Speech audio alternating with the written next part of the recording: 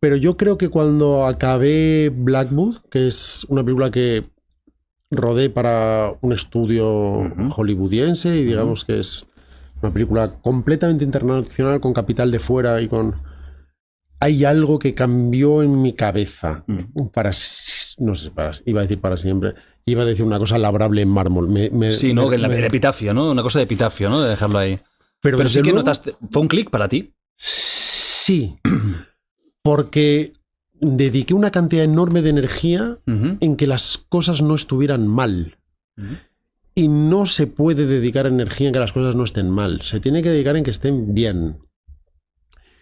Y era control de daños constante, con 50.000 millones de personas teniendo algo que decir, que es su cultura, en la que no me meto. Sí, luego te preguntaré cómo es rodar en Hollywood, que evidentemente es la meca, es donde casi todo el mundo quiere ir alguna vez, y ya me dirás si... Bueno, eso lo hablaremos después, porque cuando hablemos más de las pelis más hollywoodienses... Sí, pero en el fondo esta es la más hollywoodiense, porque esta es la de capital hollywoodiense. Quiere decir que Luces Rojas tiene el reparto que tiene, sí, pero es una película controlada por nosotros y con capital al 90% español. Y rodada prácticamente entera en España, curiosamente, aunque suceda el 20% se rodó en Toronto. Pero en fin, hubo algo con Blackwood, luego cuando sigamos el camino llegaremos ahí si tú quieres. Sí, tanto. Pero en la que pensé, no. Ah, sí, no más. Sí, pero no era una cuestión de esto es injusto, no era eso, era una cuestión casi de autoanálisis. Claro.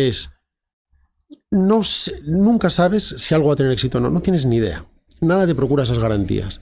Pero yo sentía, pero si algo lo tiene, va a ser golpeando, dejando sobre la mesa con fuerza, algo hecho desde mí. Con libertad, con control. Porque hay determinadas ideas, además, que solo existen cuando se solidifican, cuando cristalizan, no cuando se cuentan. Entonces, si tú necesitas permiso para cada cosa que haces... ¿Eso es Hollywood? Sí. Bueno, si eres Nolan y te has ganado el poder necesario a base de hacer lo que tú crees, pero además con determinados resultados... irás consiguiendo más poder que alguien te quitará en cuanto empieces a dejar de tener razón. Pero digamos que allí es cultural.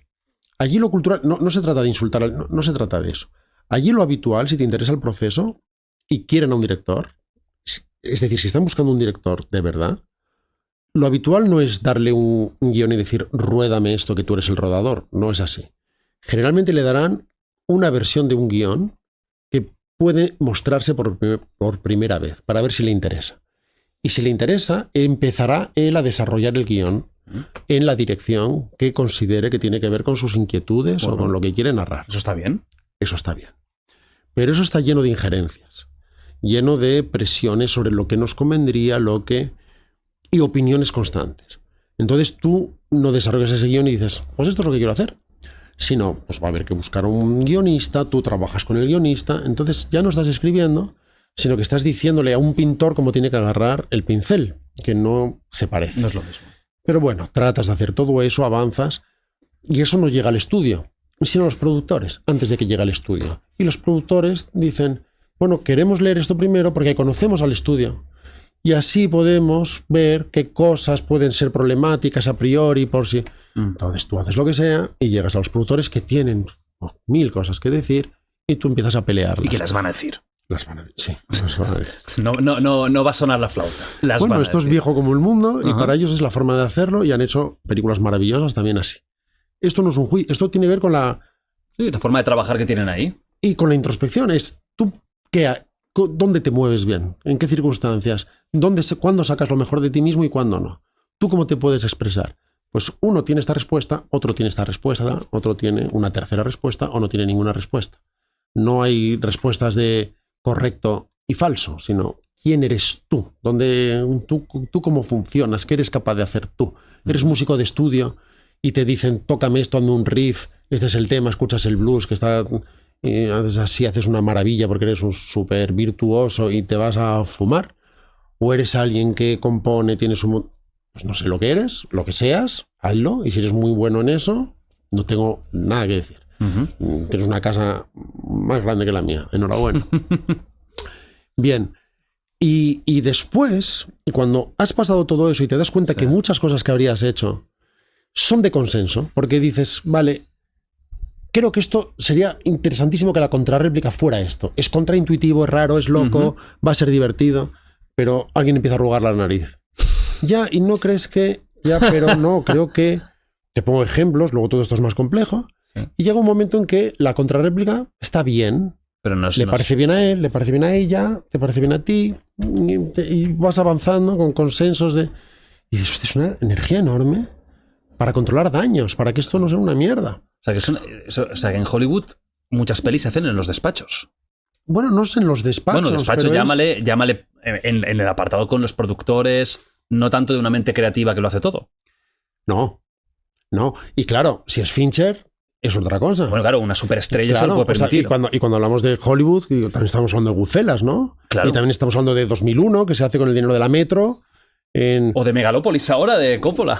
Que no he visto. Que no. Bueno, yo tengo mucha curiosidad por verla, ¿eh? Yo curiosidad toda también, pero... O sea, no, he escuchado muy bien y muy mal, pero más mal que bien. Pues pronto lo sabremos. No tenemos ninguna necesidad de tener opinión sobre algo que no hemos visto. A ver qué tal. Pero digamos que culturalmente es así como funciona. Porque las películas no son de alguien, sino que son cosas que se hacen para algo, que es obtener dinero, principalmente. Entonces, lo que hay que conseguir con esta película no es que sea buena, tampoco que sea mala. Nadie quiere hacer una mala película, nadie en Hollywood quiere hacer una mala película, sino una película que funcione. Y que funcione significa que funcione. Claro, que tenga taquilla, que gane dinero. Significa que la manivela gire bien, porque para eso la estamos haciendo. ¿Estamos locos? Bien. Y entonces cuando llegas con ese guión al estudio, para el estudio es una versión 0. Y entonces el estudio, antes de dárselo al jefe del estudio, va a entrar en ese proceso. No lo puedo creer. ¿Otra vez? Empezamos. ¿No crees que? Claro, para ellos es una versión 0. Es como, a ver qué me traes, ahora te voy a decir yo qué pienso. No te dicen lo que tienes que hacer, no. Te dicen lo que piensan. Y tú vas luchando y luchando y luchando. Pero si tú, por ejemplo, te niegas a los cambios que ellos te insinúan, ¿qué pasa aquí? No. ¿Pueden negarla? ¿Pueden parar ahí el proceso? Pueden hacerlo, pero... ¿O cambiar el director? Sí. Generalmente no sucederá si te quieren. Y generalmente tú vas a decir que no a muchas cosas y te vas a plantar. Y te las aceptan. Sí, muchas veces va a ser así. Es decir, esto no significa que tú seas un reo. Porque tú te metes en una picadora de carne, que es lo que hice conscientemente, y dices, vamos a ver si sobrevivo a este túnel de lavado. Vamos a ver qué aprendemos en todo esto. A ver cómo va, que no me lo cuente nadie. Vamos a vivirlo en primera persona. Y te puedes plantar, y te plantas muchas veces. Y tienes broncas en las que tienes que aguantar la presión y luchar en 2 idiomas con claro, esa es otra. 15 personas a la vez. Y, claro, todo eso va a pasar. Pero claro, dejándote muchísimos pelos en la gatera. Es duro. Dices, muy duro. Y dices, para conseguir una réplica determinada. Digo, sí, para que mi personaje diga no o algo claro, así. Entonces vas avanzando. Claro. Pues no es mal ejemplo. Porque a lo mejor es alguien que coge a alguien del suelo y dice, ¿estás bien? Y a lo mejor el otro dice, no. Dice, no.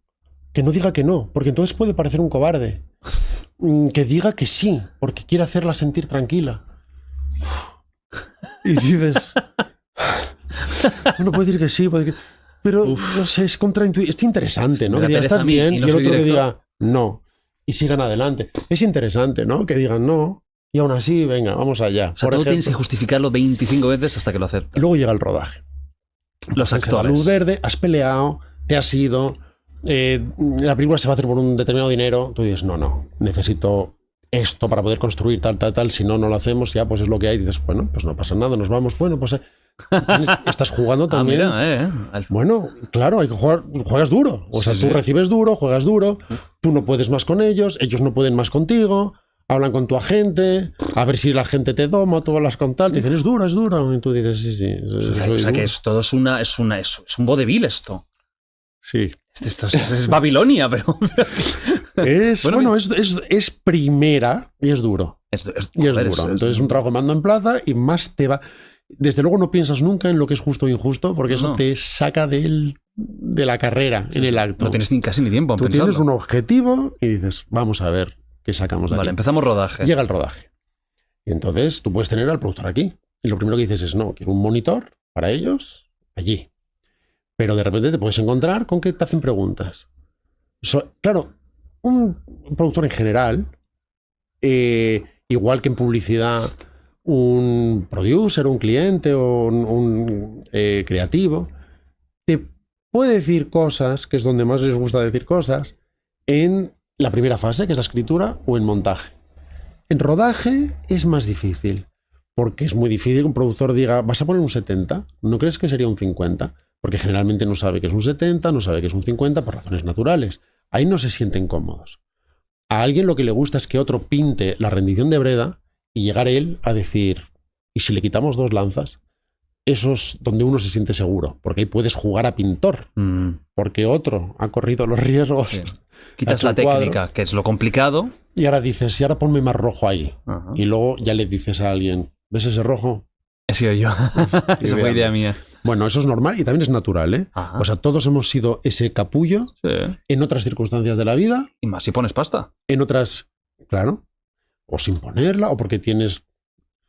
O sea, la mayor parte de las veces que alguien te hace algo, si eres medio honesto, te das cuenta que tú has sido ese. O podrías serlo. O podrías serlo.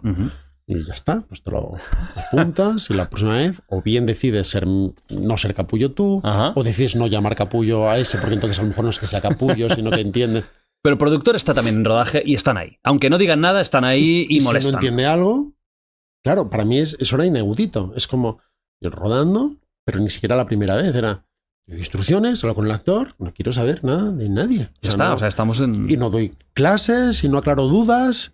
Y no, voy a rodar, tengo X horas, es muy difícil, estoy muy cansado. Y las cosas se hacen. Claro. Tú eres entrenador y no le vas diciendo al presidente todo el rato, no, es que voy a sacar a Messi, pero sí, 15 minutos. No, tú estás ahí, el otro estará en el palco fumando. Y en Estados Unidos no, tú tienes al productor, oye, ¿y por qué has hecho esto? No, depende, hay 50.000 millones de circunstancias, seguro. Y determinadas categorías y directo. Esto no es siempre así. Pero sí es así. O sea, en Hollywood pasa con frecuencia incluso que se va el director y el productor se queda haciendo un par de tomas más. O cosas así. Sí, porque... ¿Dirige alguna escenita o alguna toma? A veces sí, porque el director es una de las piezas. Es uno de los contratados. De hecho, si te das cuenta, culturalmente, el Oscar a Mejor Película lo recoge el productor. No lo recoge el director, que es una de las piezas que he conseguido para hacer esta película. Bien. Pero puede pasar. Puede pasar que estés haciendo un plano máster, un plano general, para ubicar, para hacer una primera aproximación a algo, para que los actores vayan conociendo qué está sucediendo, para desvelar una serie de problemas que se podrían dar e intervenir en ellos antes de llegar a los planos cortos, por ponerte un ejemplo. Sí. Y a lo mejor se te acerca alguien y dice, es que está como destensado, es que está... Y dices, sí, es el máster, está destensado. Siempre están destensados. Y a lo mejor luego lo uso para cuando se levanta la niña y justo eso abres, ves todo el sitio, ves el vestíbulo, ves la imagen y luego corto a no sé dónde. Pero la gente tiende a reaccionar a lo que ve y a asumir que lo que está viendo en este momento es lo que es. Y no se da cuenta muchas veces, otras veces sí, hay gente enormemente profesional en todos los puestos posibles de esto, puede asumir que lo que está viendo es lo que sucede y que su deber es manifestarse su recelo para ver si conseguimos atajar un futuro problema. Claro, eso es enormemente agotador, porque, insisto, no vas a dar clases, claro, ni tú ni nadie, tú vas a dar instrucciones y muchas veces pasa también con un actor que a veces solo le dices, funcionará, o si tienes su confianza, le explicas, hazme caso, esto en montaje lo voy a usar de tal manera que es más que suficiente. Tú no has notado verdad aquí, pero yo lo que quiero es el brazo cogiendo eso y había verdad. El montaje muchas veces hace maravillas, incluso con interpretaciones. Y ni siquiera estoy hablando del montaje como algo que arregla problemas, sino estoy hablando de algo que se concibe para un determinado montaje y de lo que estás buscando algo. Entonces, yo estoy haciendo esto para conseguir esto. Si consigo esto, me da igual que lo de delante o lo de detrás no esté a la perfección, porque yo esta toma no la voy a exhibir en una vitrina. La voy a usar para montar. ¿Porque los actores ingieren mucho? No. Normalmente no. En Hollywood, ¿eh? Bueno, sí, pueden hacerlo. Claro, las grandes estrellas, tú has trabajado con quizás el mejor, o uno de los mejores actores de la historia. Y luego me gustaría preguntarte por los grandes, porque me da curiosidad. ¿Los actores de Hollywood suelen decirte, esta frase no la quiero decir, la quiero cambiar en el mismo significado de otra forma, etcétera? Pueden proponerte algo y generalmente con mucho respeto. Vale, vale. Un actor está al borde del ridículo siempre. Está muy desprotegido. Es decir, si es una enorme estrella, también está acostumbrado a que todo el mundo diga que sí, a que las cosas suceden, a que el mundo tiembla cuando levantan un dedo, y eso genera sus propios problemas. Pero por encima de todo, quieren sentir que nadie va a permitir que la caguen. Porque es muy expuesta, la interpretación es muy expuesta. Porque no fingen emociones, las invocan, no son policías, no son cirujanos, no son... Pero tiene que parecer que lo son, y hacer eso mal consigue risas y malas reacciones por parte del espectador. Entonces se la juegan todo el rato y van a invocar a veces emociones muy delicadas. Así que ellos por encima de todo tienen que sentir que la nave está guiada y que pueden confiar en la persona que tengan enfrente. Si ellos sienten, a través de la experiencia de los primeros días, de lo que sea, o de tu carrera y de tu trayectoria, las cosas son nuevamente más fáciles en ese sentido cada vez, porque cada vez tienes algo que de forma natural va aclarando más posibles dudas. Que da estatus, claro. Ya llegan, las dudas llegan ya autodespejadas. Exacto. Pues te encontrarás un actor dispuesto a saltar de un piso 18 porque sabe que hay red. Y dispuesto a intentar cosas porque sabe que si no funcionan, no se van a usar. Y que nadie les va a permitir cagarla. Que es una de tus funciones, proteger al actor. Y es una de las cosas que haces desde el montaje también, proteger al actor. Porque el actor te está dando mucho. Claro. Y se la está jugando todo el rato. Así que si ellos sienten eso, no vas a tener esos problemas. Ahora bien, un actor sí que te puede decir... Para mí es más natural decir esto así, o creo que mi personaje diría, puede suceder que digas, no, hazlo así por esta razón, y la expliques incluso, verás, para mí es importante que digas, o puede ser perfectamente que digas, ningún problema. ¿Sueles aceptar que se toquen un poquito tus guiones, los actores? Sí. Hay gente como Tarantino que, por ejemplo, cada coma se tiene que decir tal cual. Tú no eres ese tipo de director, digamos. Es que depende una vez más. Soy muy, muy, muy preciso. Pero luego oyes lo que está sucediendo. Hay cosas, el 90% de lo que has escrito para que suene, que suena. Pero a veces no suena como lo has escrito. Y te das cuenta, ¿no? Y te das cuenta. O el actor no es tan cómodo con algo y por lo tanto no funciona.